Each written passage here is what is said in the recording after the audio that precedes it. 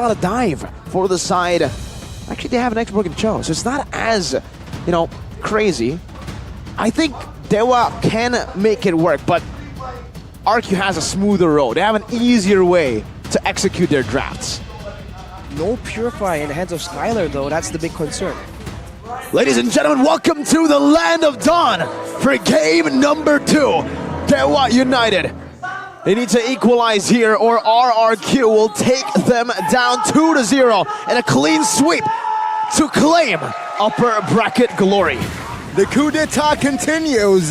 Will RRQ be able to end the coup d'etat, or will DEWA United force the series on towards a game 3?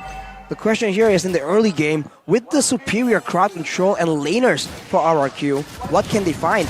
In game 1, they were desperately trying to snowball even harder, but it was all denied from the side of DEWA United. In this lane, the Yutong is going to be a lot more dangerous, but man, whoa! The Flicker Earth Shatter will wreak off havoc, but no! What will claim a kill himself first before taken down? Arashi. Calculation there. Yeah, Naomi fell, but I mean, it's still worth it here, right? Skylar gets a kill, Watt gets a kill, but Skylar shoves the wave. So he loses the entirety of that wave. I think he should get just a bit, but let's take a look at the emblems here. Let's get a bit of a refresher. Well, cotton charges for RRQ. They're trying to make sure that they get ahead. They find ways to advance, but for DEWA United, it's a bit more standard, a bit more defensive. They know that RRQ has a lot of aggression built in already. The mid lane matchup is where it gets a bit curious as well. Both these laners have a very put your spell down, wave clears itself approach to the mid lane. So I think the roamer here becomes highlighted even more. So the Shaka Naomi duel continues all throughout game 1 into game 2. And with the lead, we know what Skylar can do.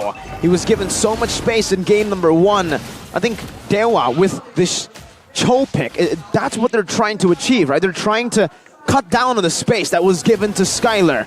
But for the rest of the team, it remains the same. Dyron has that Black Dragon form. Yep, Dragon form here to zone out members. DEWA United will not be able to enter the fight, but Last Insanity will be popped for 6. Good retry, good taunt as well. Oh, Anaya survives. Dixon now flickering out of the way. Wait, Dyron in the back line will fall in the hands of Keys. It's a trade, a kill for Eternal. Wow. DEWA United able to just actually trade it out 1-for-1 then, yeah? A turtle for a kill, Arashi. Bit of a disconnect, it seems. Some members of RRQ were still moving forward. Fersic was still using that decimation, but there wasn't the combined follow-up. But Skylar steals with a gold buff away from the side of DEWA. And yeah, I think RRQ needs to be a bit more concise here, because DEWA is showing again that you may have the advantage right now, but if you're careless, we can turn this around. Yo, hang on, Mirko.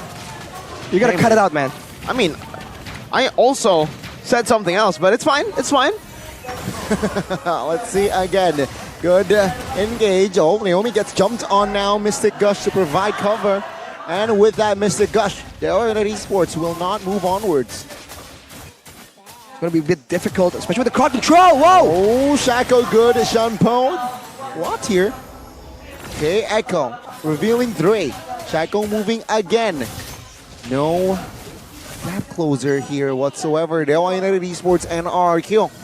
They're that even economy-wise here. It was really unfortunate for RRQ, man. They went for never mind. Wow. What Naomi just failed the onward Earthshatter combo because it was too close to the wall. But Fersic just finds that kill. Shaco taken out. Look at the wave clear speed, man. Immediately finish a fight, clear wave, go find something else. Never a dull moment in this game from both these teams. My God, so active, so fast-paced. And look at him, already actively shoving Watt back of his own lane, and Skylar will have a massive advantage now. It's a whole level, I believe, right after the turtle gets taken. And right now, it's not really looking good for DEWA for this turtle take. It looks like they still want to try to contest it, though. They have the confidence in Lanaya.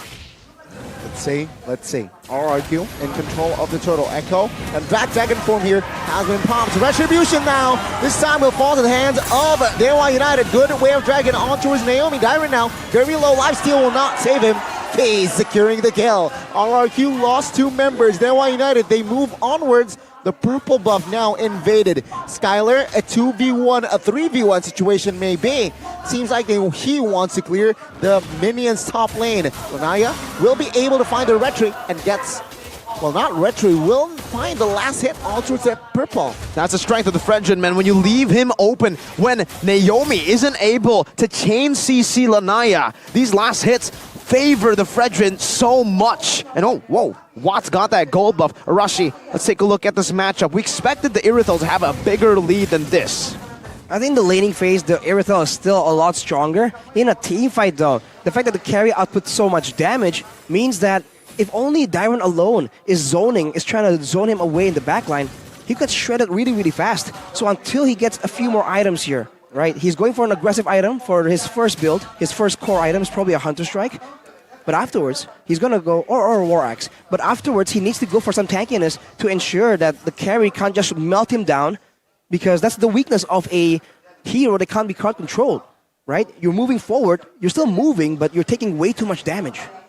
That's the case here. I mean, DEWA have a pretty good kiting composition, right, with the X-Borg. And I think we need to talk a little bit. Wait, I saw a little bit of a move up top, but it's Dixon here who we're going to get to see on his prediction for game number 2. Even more than game number 1. 93%, add 1 more. Echo reveals still top lane turret will be the target here. Watt shreds like it's cheese. He is just making that rotation earlier. This is the weakness, the difference, right? Gord has more damage, but the Novaria has so much more mobility due to the Astral Recall. He's gonna get caught though. That's Watt taking a ton of damage from only 2 spells. It's a 5v5. We're gonna see who has the better engage yet again. It's all about Naomi. If he's able to lock Lanaya down. Retreat battle will be won by Dixon. There, Dyron jumps in with the Black Dragon form. Good catch. Dixon falls. Take a look at the Primal Wrath now. In the backside, though. Good catch onto his Skylar. No fall damage in the top lane, though. It's going to be 1v2. Lanaya and Dyron Fersic. Whoa! They're running. Watts is read in the back lane. Dyron falls. Gold recovery by DEWA United. At the end of the day, it's a 1-for-1. But then again, Dixon gets the turtle. So it's worth for DEWA. They got the turtle and a kill. It's both of the XP laners too, but Dyron's technically 0-3. What happened, Arashi? Game 1 MVP to game 2 now. He's playing full utility. He's being used to completely zone away and pressure the backline of DEWA United. But as we mentioned, it's a bit too squishy. And the carry, even though it's vulnerable, it's short range, it's just, unexpectedly good at kiting. And look at the damage, man. The all-ins are definitely still dangerous. And now, with Watt doing well, still ahead in the lane, he can kite very efficiently with this carry, man. Built-in slow, built-in dashes on a relatively short cooldown. RRQ needs to do something extra if they want to catch him, and he has the Purify as well. And the power spike now is finally hit, right, for Watt. He has a golden staff. He doesn't have a DHS, by the way, so he's actually rushed the golden staff, and now he's building towards that DHS. Once he gets these 3 items, that's it. Those are the only 3 offensive items that a carry needs. Meanwhile, Dixon. No, he's caught now. X-Borg though, man. Now it will deal damage. Naomi has the immortality, but it seems like he will lose it. Last Insanity to secure that immortality, and let's see. Naomi will not be able to escape Primal Wrath pop. Whoa. He's trying to juke. Whoa. It seems like the damage will be more than enough. Their 3-man was on him, and he wasn't able to take that penetration. Stayed alive for quite long, the Kingdom's Falcon there, but unfortunately DEWA did him dirty, man. It was a 3v1. Couldn't have outplayed that as an Edith Rome. But let's take it slower again. Lanaya is trying to actually go for the steal, but he decides not to. Lanaya will have the Retribution shot go! Good Jet Kundo flicker on towards the right members. The Lemon falls. Fersic though will find the trade. Wow. Lemon for Shaco. That's the signature pick! That's the Cho for Shaco! We've been doubting it, we haven't seen it. When we get to see it, he does that against Lemon! And they know that Lemon had no flicker because he used it to escape from Lanaya in the previous fight. Showing again why the Novaria is just so much more flexible. Don't really have to sit around there, but watch! Flicker onward, Keys will fall. Fersic finding the Mega. DEWA United looking for a trade. Does not get it. It seems like RRQ, economy-wise, they're not far ahead. It's the Roamer battle. It's Shaco versus Naomi. Naomi finds a pick onto the mid lane. Shaco did it earlier. And now it's just all about that. Shaco or Naomi? In a Lord Death situation, though, the Mystic projectile could be used, but Naomi now gets exposed. That Conceal will not let him a kill right now, but look at that, Lanaya, 1v2. Dragon form, not yet popped here. Seems like the Lord at 12,000 HP. Skylar in the mid. Ooh, almost taken down there for nothing. Now Naomi soaking damage. Sversik, awkward angle. Last Insanity, everything will be put on towards him as Kaze finds the shutdown. 5v4 without a retry. RRQ, they need to pull back. Oh my goodness. DEWA United, they saw that opening. Skylar went in way too aggressively with no vision. Arashi, what was he trying to achieve there? He might be trying to be a bit sneaky, right? If he can get to the back line and stand behind Watt and Keys and just output that damage, that is where Irithel truly shines, because she's a bit of an assassin in that sense because of her mobility. But if you get caught like that, I don't think the risk was worth the reward. Players gold here by Ube as gold though. Skylar on top, but what a very close second. And Lemon all the way down there compared to Keys. He is not having a great time. I like how you put it, right? The Irithel, kind of an assassin, how she wants to attack from different angles, but in that scenario, Watt was the assassin on the carry, right? He was the one waiting, and he was the one who pulled the trigger, forcing Skylar back. So it's also the battle of these killer instinctual marksmen, gold laners, not just the pick-off roamers. And we're getting a big show here into the mid lane. They're trying to utilize these empowered minions. Yep, they're trying to poke Naomi down as the mid-tier 1 falls. What? 3 hitting in the backside, and take a look at this. Last Insanity on towards 3, and what? He finds the kill there. The Shuriken hits, and this is the signal to go ahead. DEWA United here, they're going at it. Got to talk about Kaze.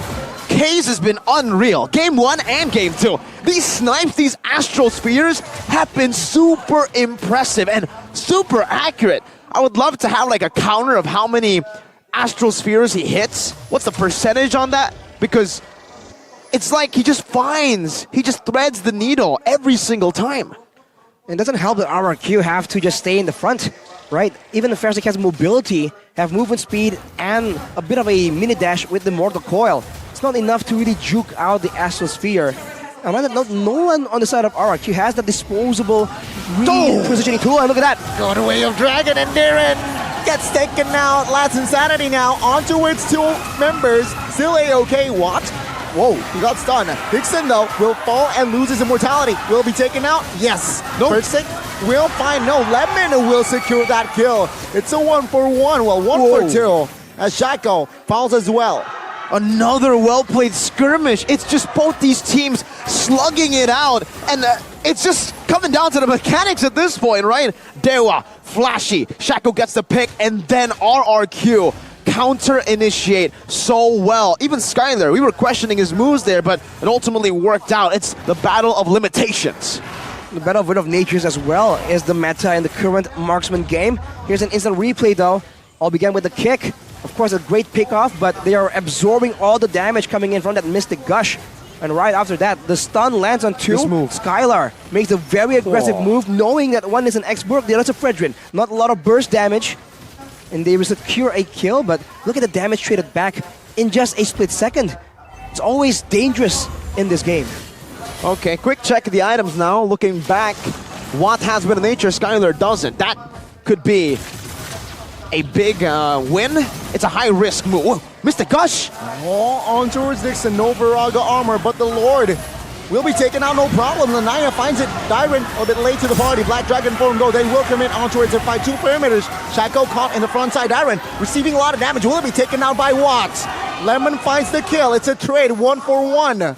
It seems like with that, DEWA United Esports, they will win the Lord.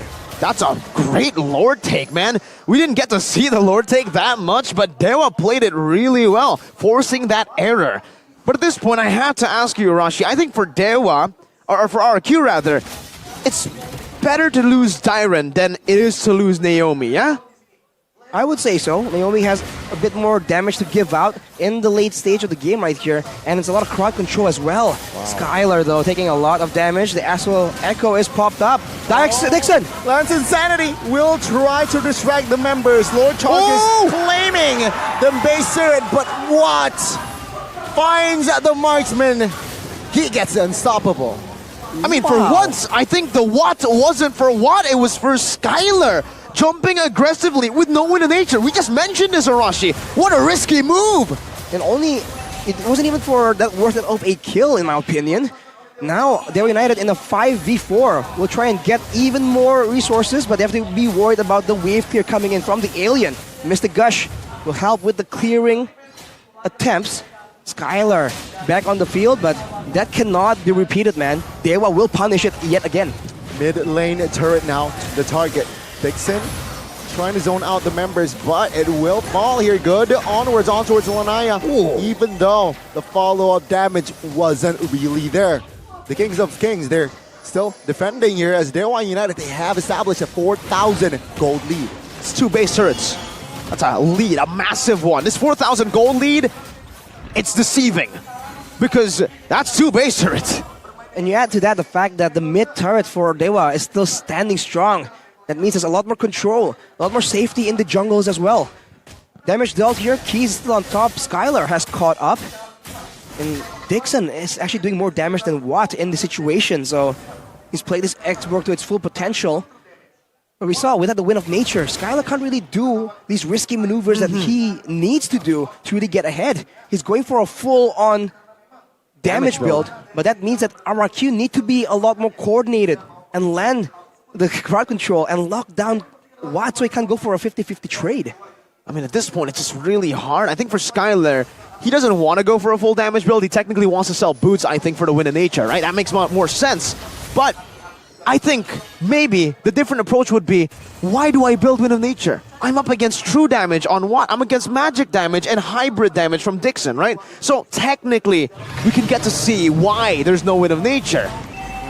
It's kind of already neutralized. It would be a wasted slot.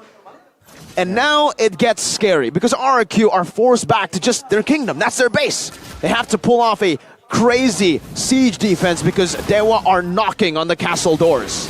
They're banking on DEWA United and making a mistake here. With the information that Irithel is bottom lane, they're trying to commit here. There you go, first 6 shows. Dixon follows. And with that, they will not be able to delay. Good Mystic Gush. Dixon loses his Viraga armor. First 6 trying to use the Memorial Coil to move the slow. Concealed by both teams. RRQ and Skylar here. Looking for an angle perhaps, but no. The Lord controlled fully by DEWA United Esports. Jacko in the mid bush, crucial bush. He's controlling. Wow. They're taking their time. The damage from Watt is impeccable. How did that do that much damage? Was he stacking it up in the minion waves in the mid lane, the golden staff and the DHS and the corrosion? No, because his ultimate. Just ultimate. Wow, that was impressive.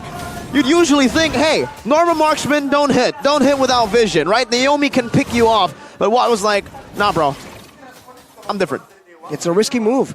If he went for that play and Naomi jumps on him instead and Lemon was in the area, that's a deleted carry for sure. Skylar though has built the win of nature, but as you mentioned, Mirko, he's up against a ton of true damage from the X-Borg, from the carry, and with this Lord, can RRQ defend? They have the high ground, but DEWA can very easily dive in the back.